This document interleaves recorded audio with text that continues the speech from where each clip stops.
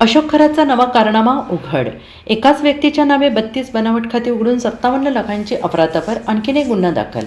स्वतःला आध्यात्मिक गुरु म्हणवून घेणाऱ्या आणि महिलांच्या लैंगिक शोषणाचे अनेक गुन्हे अंगावर असलेल्या भोंदू अशोक खरातच्या अडचणी दिवसेगणिक वाढ होत चालली आहे.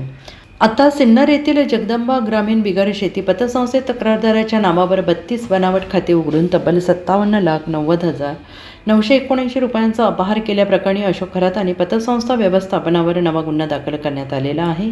आणि याबाबत मिळालेली माहिती 2016 ते 2023 या कालावधीत हा आर्थिक गैरव्यवहार झाला.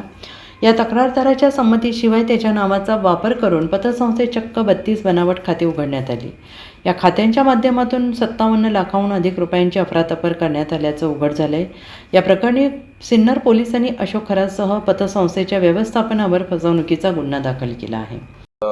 ग्रामीण पतसंस्था या पतसंस्थेमध्ये 32 लोकांनी त्यांना माहीत न होता त्यांच्या नावावर खरात यांनी अकाउंट ओपन केलेले आहेत. या संदर्भातील संपूर्ण कागदपत्र अहिल्यानगर येथून प्राप्त झालेली होती. त्याच्या आधारावर काल ज्या 32 लोकांनी त्यामध्ये खाते ओपन केलेले आहेत त्यांना समक्ष बोलवलं. त्यांना कुठलीही माहिती नसताना याबाबतचे खाते ओपन केलेले आहेत असे त्यांनी स्टेटमेंट दिलेले आहेत. त्या स्टेटमेंटवरून एक गुन्हा हा सिन्नर पोलीस स्टेशनच्या हद्दीमध्ये काल दाखल करण्यात आलेला आहे. ही जी पतसंस्था आहे ती कुंदेवाडीची पतसंस्था आहे, सिन्नरमध्ये येणारी. आणि या बाबतीमध्ये इतर जे लोक आहेत ते साक्षीदार आहेत की ज्यांनी असं म्हटलेलं आहे की आमच्या खात्यामध्ये आमचे कुठलेही डॉक्युमेंट्स न घेता, आमच्या कुठल्याही सहाय्य न घेता ते खाते ओपन केलेले आहेत.